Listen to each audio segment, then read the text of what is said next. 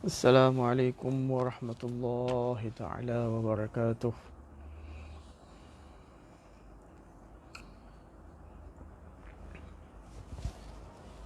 Apa khabar tuan-tuan, puan-puan muslimin, muslimat yang dikasihi Allah Subhanahu wa taala. Assalamualaikum warahmatullahi taala wabarakatuh. Insya-Allah malam ini kita sambung pengajian kitab Penawar Bagi Hati. Tuan-tuan perempuan yang dah masuk, minta komen suara saya adakah kedengaran dengan jelas ataupun tidak. Minta tuan-tuan respon suara terlebih dahulu sebelum kita share kepada kawan-kawan kita. Ambil link masuk dalam grup masing-masing dan insya-Allah kita akan mula pengajian sebentar saja lagi.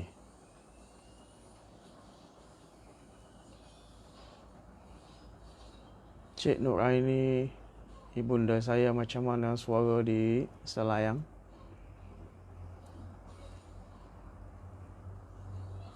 Okey, suara jelas. Tag nama kawan-kawan kita, sebarkan video ini. Ambil link, masukkan dalam grup, menandakan pengajian telah pun bermula. Dan malam ini insya-Allah kita masuk sambungan pada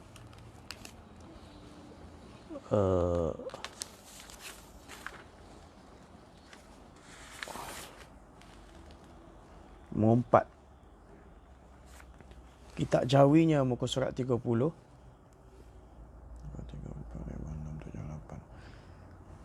Kitab Jawinya muka surat 30 baris ke-8 daripada bawah. 1 2 3 4 5 6 7 8. Kitab Jawi muka surat 30 baris ke-8 daripada bawah. Alhamdulillah suara jelas, kita boleh mulakan sekarang. Muka surat 30 ya, baris ke-8 daripada bawah. Kita masih dalam bab mengumpat hari itu. Dan menilik oleh Nabi sallallahu alaihi wasallam ke dalam api neraka. Bismillahirrahmanirrahim. Alhamdulillahi wa kafa wa salamun ala ibadihi alladhina istafa. Amma ba'du, fa'udzu billahi minasy syaithanir rajim. Bismillahirrahmanirrahim.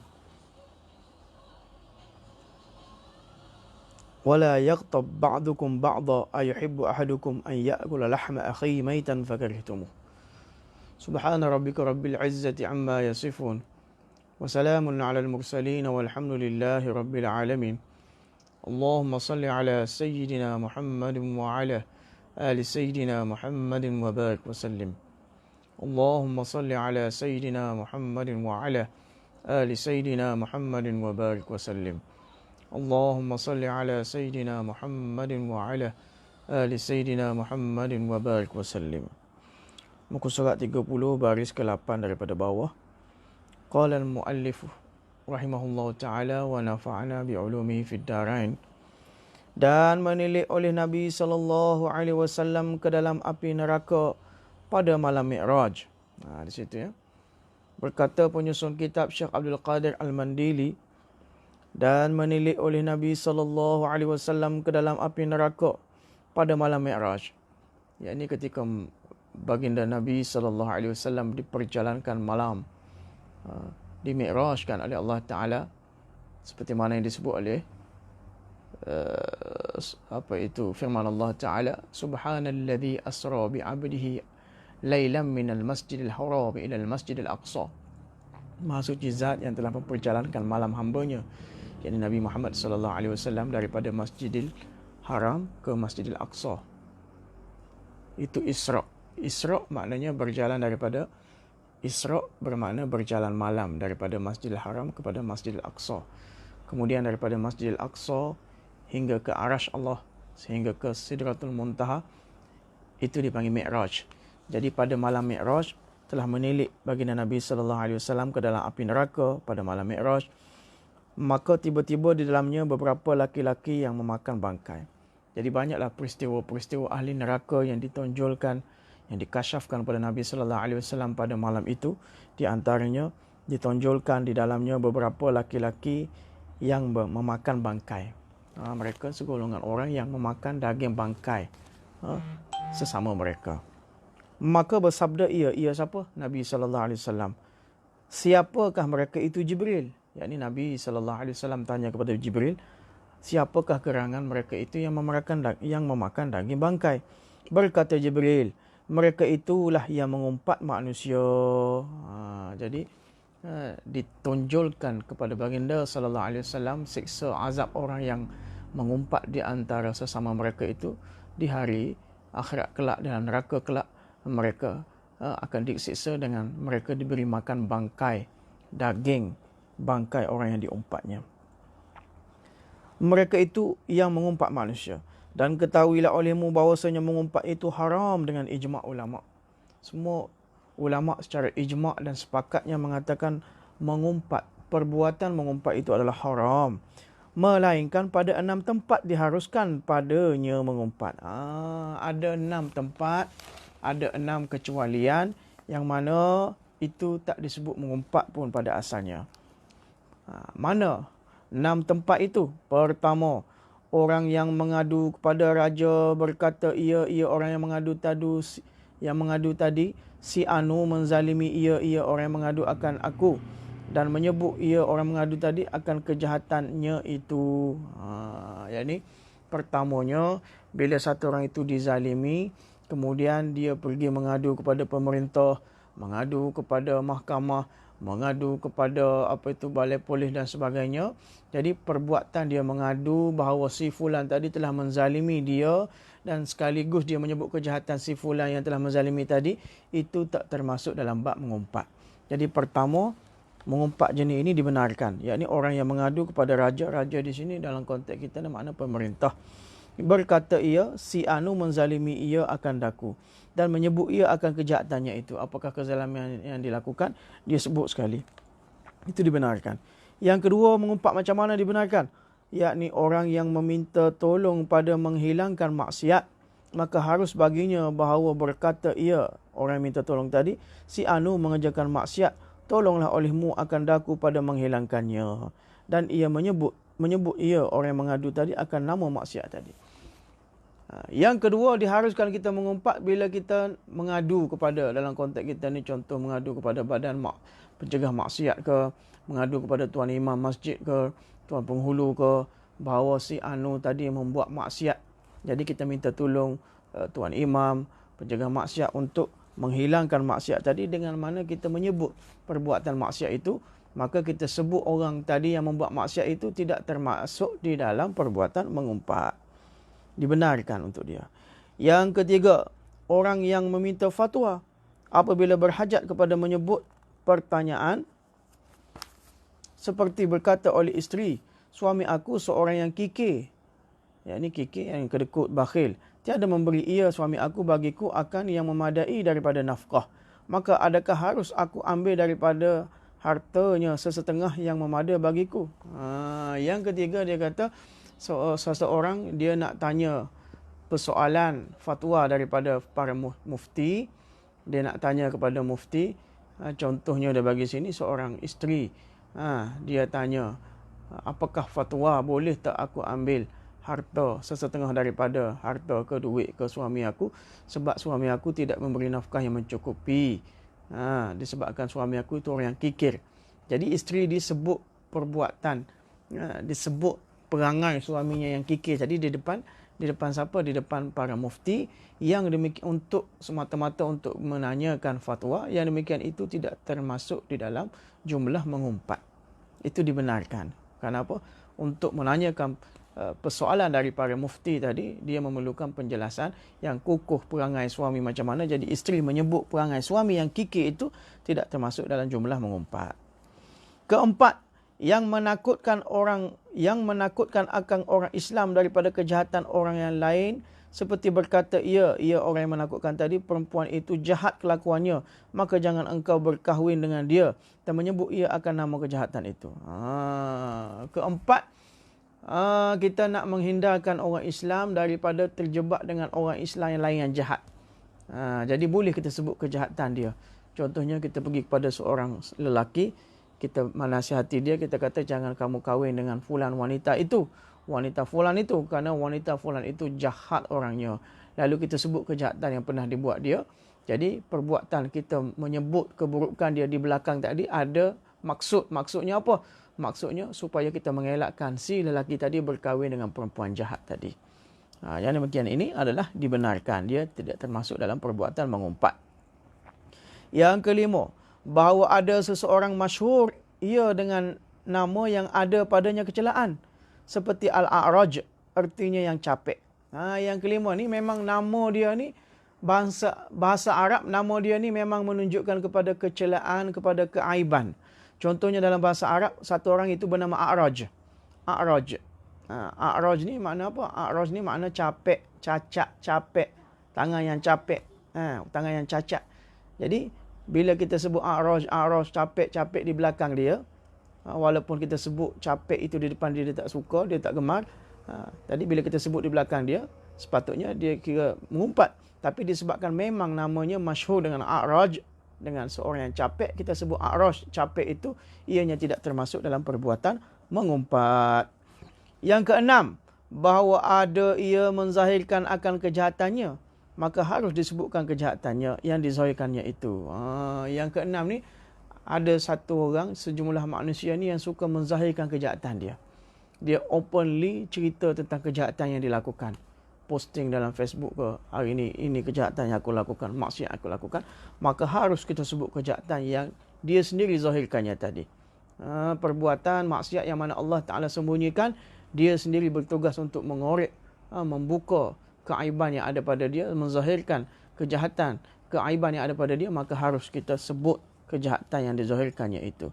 Itulah 6 surah, 6 bentuk diharuskan untuk mengumpat. Selain daripada itu, ijma' ulama' mengatakan adalah bahawa perbuatan mengumpat itu adalah satu perlakuan yang haram. Kita pergi lagi. Dan ketahuilah olehmu bahawasanya ubat yang menegahkan daripada mengumpat itu. Sekarang dia bagi tahu kita tips cara bagaimana kita nak mengelakkan daripada perlakuan mengumpat. Dia kata ubat yang menegahkan daripada mengumpat itu bahawa engkau berfikir pada janji seksa yang datang daripada Nabi SAW, seperti dipindahkan kebajikan orang yang mengumpat kepada suratan amal orang yang diumpatnya. Jadi sebelum kita diumpat tu, sebelum kita nak mulakan mengumpat, kita fikir apa janji seksa yang dipetakut, yang diancam oleh baginda Nabi SAW kepada kita. Contohnya Nabi SAW bagi tahu, bila kamu mengumpat seseorang, maka segala kebaikan yang ada pada kamu akan mengalir, transfer kepada orang yang kamu umpat. Jadi kita duk fikir, aku ni semayang tahajud tak berapa dah, semayang Jumaat tak banyak dah, duk mengumpat pula orang, segala kebaikan aku hak ada mana, hak sikit-sikit banyak ada ni akan mengalir, transfer kepada orang yang aku umpat. Maka tak beranilah kita nak mengorak langkah untuk melakukan umpat. Jadi itu tips yang pertama dia bagi tahu. Dan ketahui olehmu bahawasanya ubat yang menegahkan daripada mengumpat itu, bahawa engkau berfikir pada janji seksa yang datang daripada Nabi SAW, seperti dipindahkan kebajikan orang yang mengumpat kepada suratan amal orang yang diumpatnya.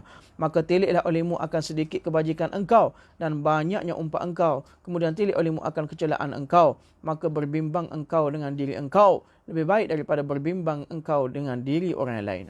Kita duk tengok amalan kebajikan kita ni tak berapa banyak, umpatan kita ni duk banyak. Kemudian duk perhati diri kita ni, kecelaan, keaiban diri kita pun masih banyak. Tadi kita perlu bimbang terhadap diri kita itu lebih baik daripada kita duk bimbang rusing tentang keburukan, kejahatan orang lain. Dan jika ada pada engkau dosa yang kecil, maka ketahuilah olehmu bahawasanya mudarat dosa kecil engkau atas diri engkau lebih banyak daripada mudarat dosa besar orang yang lain. Jadi kalau kita perhati, diri kita ni tak ada dosa besar, Alhamdulillah. Tapi dosa kecil tak boleh lepas lagi. Banyak lagi dosa-dosa kecil, tak jaga mata, tak jaga telinga, dosa-dosa kecil yang lain. Banyak kalau kita perhati ni. Berbanding dengan orang lain, banyak dosa besar.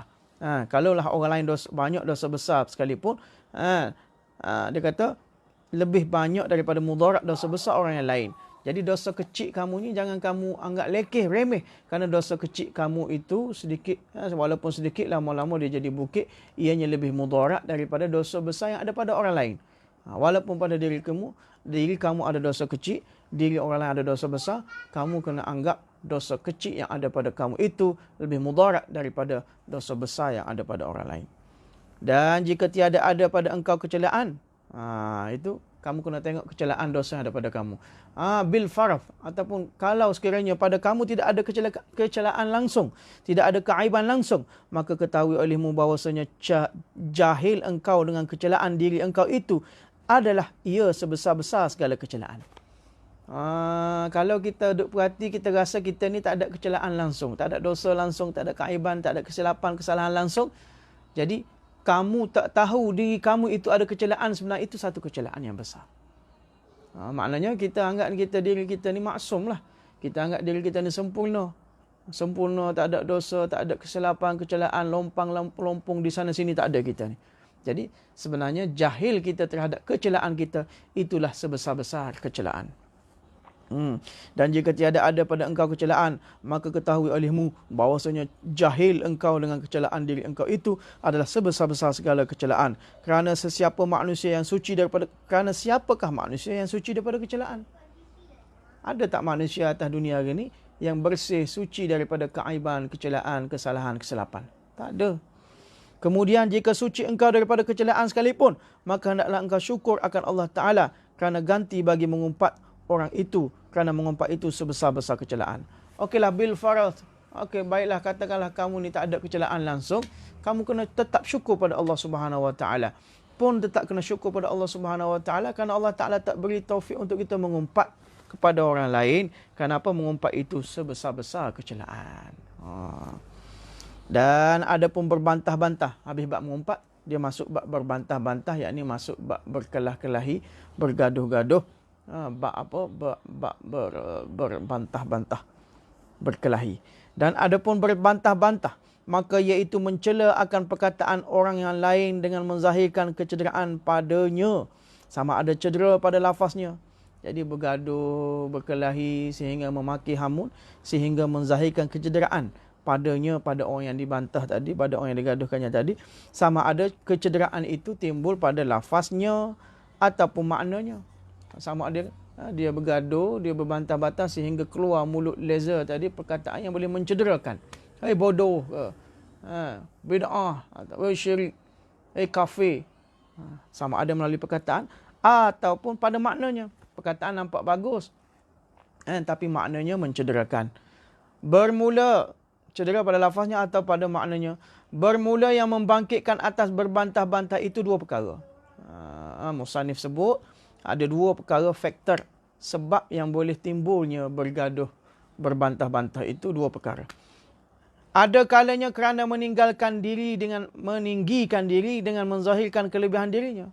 Kadang-kadang orang itu dia suka up diri dia. Kadang-kadang orang itu dia suka meninggikan diri dia. Dengan menzahirkan kelebihan, selalu menzahirkan kelebihan. Aku macam ni, aku pergi sana, aku buat macam ni, orang datang jumpa aku macam ni. Dia selalu up shot sendiri, menzahirkan kelebihan diri dia sendiri. Itu salah satu punca pergaduhan. Dan ada kalanya kerana tabiat yang jahat, yang memang suka menghinakan orang lain. Dan sebab yang kedua datang berbantah-bantah dan pergaduhan kerana sebab tabiat perangai dia memang macam tu, suka menghina orang lain. Asal cakap je laser mulut. Asal buat perbuatan je saja merendah-rendahkan orang lain. Ini asbab menimbulkan pergaduhan dan perbantahan. Ada kalanya kerana tabiat yang jahat yang suka menghinakan orang yang lain, maka berbantah-bantah itu menguatkan ia akan dua perkara yang sangat keji ini. Jadi bila kita berbantah-bantah, buat pergaduhan, dia menguatkan dua perkara ini yang sangat keji ini. Bahkan yang wajib atas engkau bahawa engkau membenarkan akan barang yang engkau dengar daripada perkataan yang sebenar, dan bahawa engkau diam daripada barang yang engkau dengar daripada perkataan yang salah. Jadi kita ni untuk mengelakkan pergaduhan, perbantahan, kita kena membenarkan barang yang engkau dengar daripada perkataan yang sebenar. Bila kita dengar perkara yang hak, perkara yang sebenar, bila orang tanya kita kena membenarkan. fahuwa haqqun, itu adalah perkara yang benar. Jangan kita tahu perkara itu benar, kita tak zahirkan, kita tak membenarkan perkara yang benar. Dan bila kita tahu perkara itu tak benar, bahawa engkau diam daripada barang yang engkau dengar daripada perkataan yang salah. Bila kamu dengar perkataan itu salah, jangan kamu membenarkan perkataan yang salah tadi. Hendaklah kamu diam. Hendaklah kamu diam. Dengar daripada perkataan yang salah. Melainkan apabila ada menyebutnya faedah yang bangsa agama, maka menyebut engkau akan dia dengan lemah lembut. Kecuali dia ada beri faedah daripada sudut agamanya, maka dibenarkan. Maka menyebutlah engkau akan dia dengan lemah lembut. Kalau kita nak sebut pun, sebut dengan lemah lembut, dengan bukan dengan kasar. Kenapa sabda Rasulullah sallallahu alaihi wasallam ni cerita bab berbantah-bantah ni, kan? Kenapa Nabi sallallahu alaihi wasallam bersabda, "Man tarakal mirahu wa huwa muhiqqun, buniya lahu baitun fil 'alal jannah, wa man tarakahu wa huwa mubtilun, buniya lahu baitun fi rabdil jannah."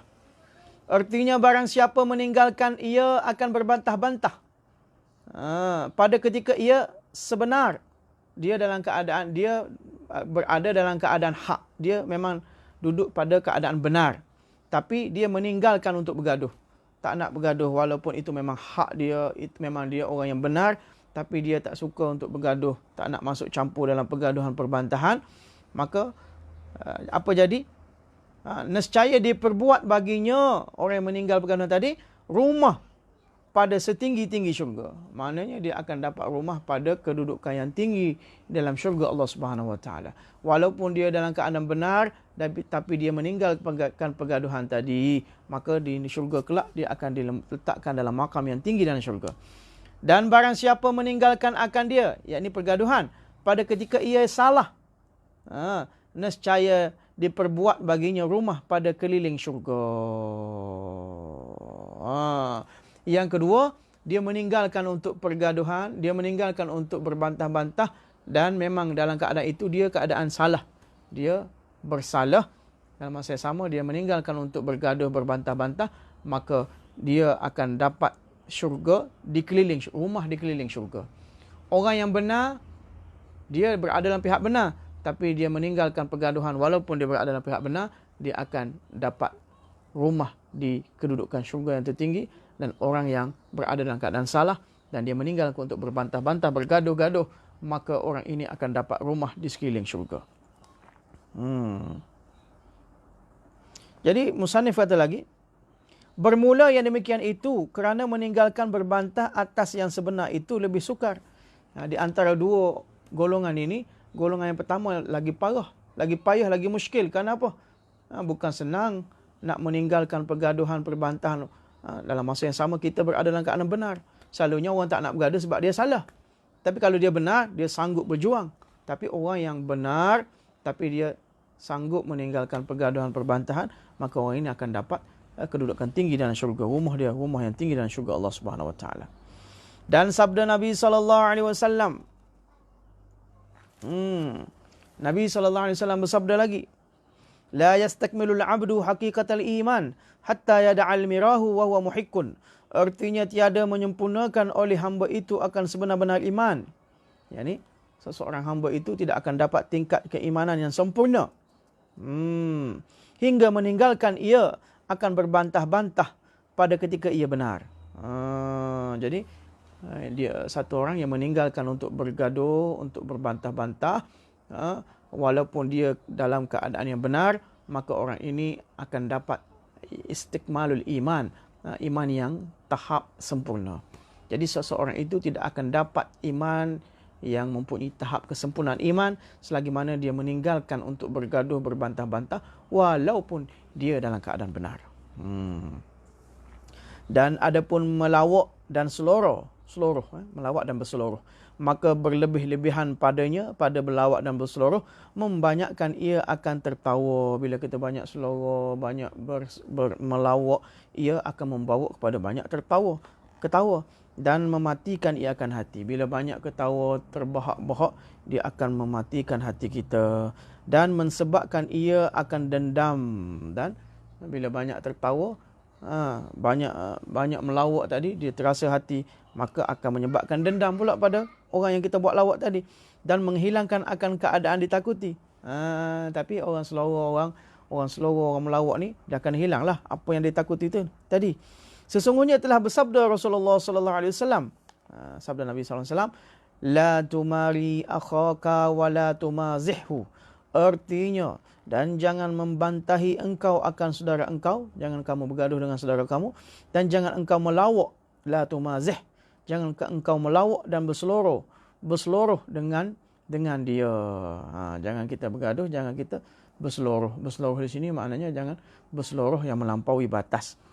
Dan sabda lagi Nabi sallallahu alaihi wasallam, innar rajula la yatakallamu bil kalimati yudhiku biha julasa'uhu fayahwi biha ab'ada minas suraya. Artinya bahawasanya seseorang laki-laki sesungguhnya berkata ia dengan satu perkataan yang menjadikan ia lelaki tadi dengan dia tertawa-tawa sekalian yang duduk. Bila seorang lelaki dia duduk, dia cerita benda lawak dan sebagainya, menyebabkan orang yang duduk sekitarnya jadi tersenyum, ketawa terbahak-bahak. Sertanya maka jatuhlah ia, orang yang bercerita tadi, dengan sebabnya lebih jauh daripada bintang. Jadi orang lain disebabkan lawaknya, disebabkan seluruhnya yang melebihi batas, menyebabkan orang sekitarnya mendengarnya akan jatuh dari segi tingkat kerohanian dan keimanannya. Jatuh ke mana? Jauh daripada bintang ketiga, bintang suraya. Kerohaniannya akan jatuh jauh pergi sehingga ke bintang suraya. Ketahuilah olehmu bahawasanya sedikit daripada melawak berseloroh dengan perkataan atau perbuatan pada sesetengah masa tiada dilarang akan dia. Lepas tu kita kena tahu pula bahawa berseloroh dengan sedikit, melawak dengan jumlah yang sedikit itu tidak ada masalah pada sesetengah masa dan keadaan. Tidak dilarang akan dia. Ketahui ilmu bahasanya sedikit daripada melawak berseloroh dengan perkataan, baik berseloroh kita tadi dengan perkataan ataupun dengan perbuatan, pada setengah masa tiada dilarang akan dia. Bahkan adalah ia harus. Malah melawak itu adalah harus. Istimewa, yakni khasnya lagi serta kanak-kanak. Khususnya kita melawak dengan anak-anak kecil kita dan perempuan, dengan isteri kita, dengan perempuan wanita kita, kerana membaikkan akan hati mereka itu. Kenapa? Kita nak ambil hati dengan melawak berseloroh untuk anak-anak kita, wanita-wanita kita. Sesungguhnya diceritakan akan yang demikian itu daripada Rasulullah sallallahu alaihi wasallam. Tetapi bersabda ia Rasulullah sallallahu alaihi wasallam, inni la amzahu wa la aqulu illa haqqa. Artinya bahawasanya aku Rasulullah berseloroh, yakni melawak, dan tiada berkata aku melainkan akan yang sebenar. Jadi Nabi sallallahu alaihi wasallam pernah berseloroh, pernah berlawak, pernah melawak, pernah berseloroh. Tapi Nabi kata seloroh dan lawak aku itu tidaklah lawak melainkan yang benar belaka. Dan bersabda ia, yakni baginda Nabi sallallahu alaihi wasallam bagi seseorang perempuan yang tua. Satu kali seorang nenek tua datang pada Nabi sallallahu alaihi wasallam. Nabi bersabda kepada nenek tadi, la yadkhulul jannata ajuzun. Artinya tiada masuk syurga perempuan yang tua.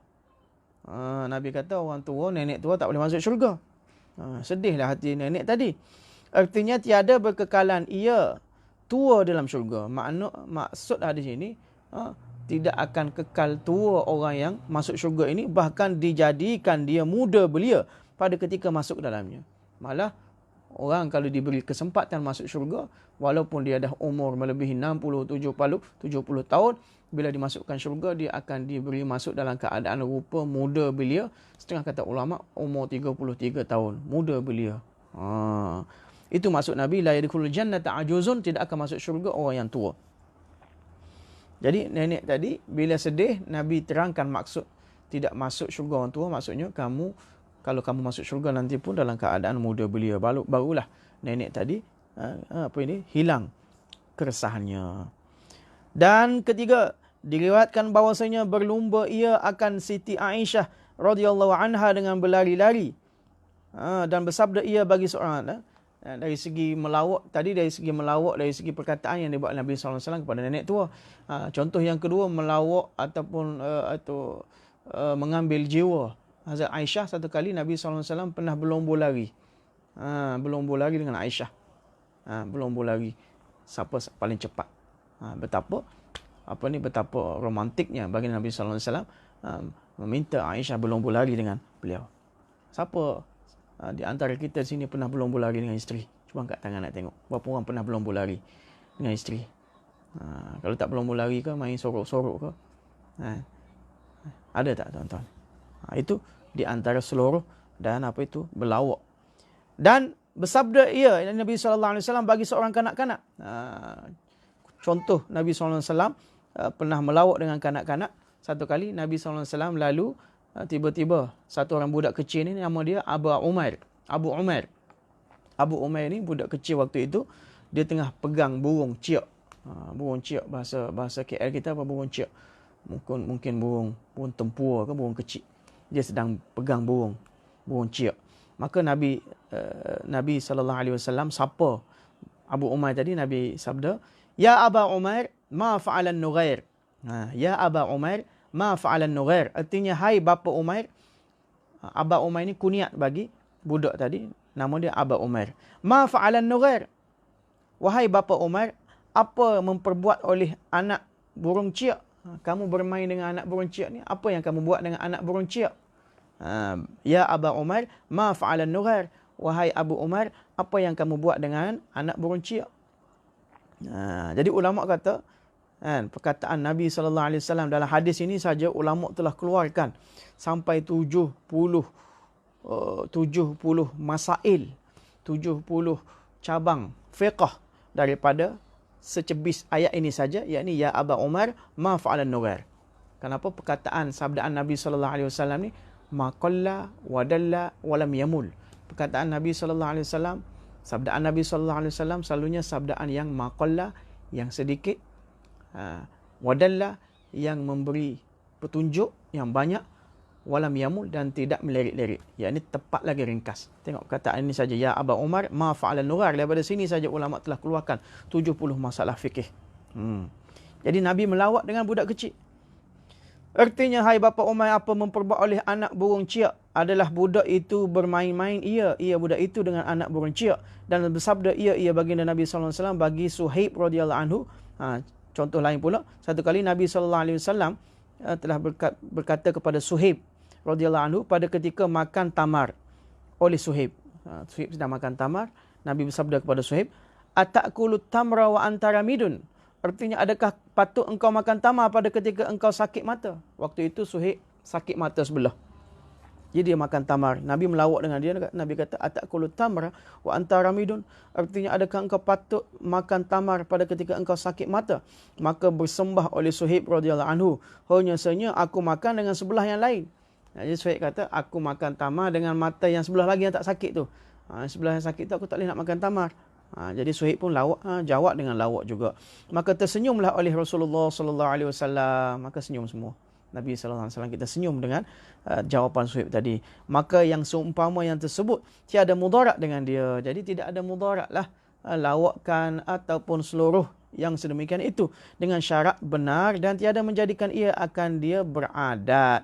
Dengan syarat lawakan itu mestilah lawakan yang benar, bukan yang direka-reka, bukan yang dibuat-buat. Dan tidak menjadikan ia akan adat. Jangan jadikan adat berlawak berseluruh ni.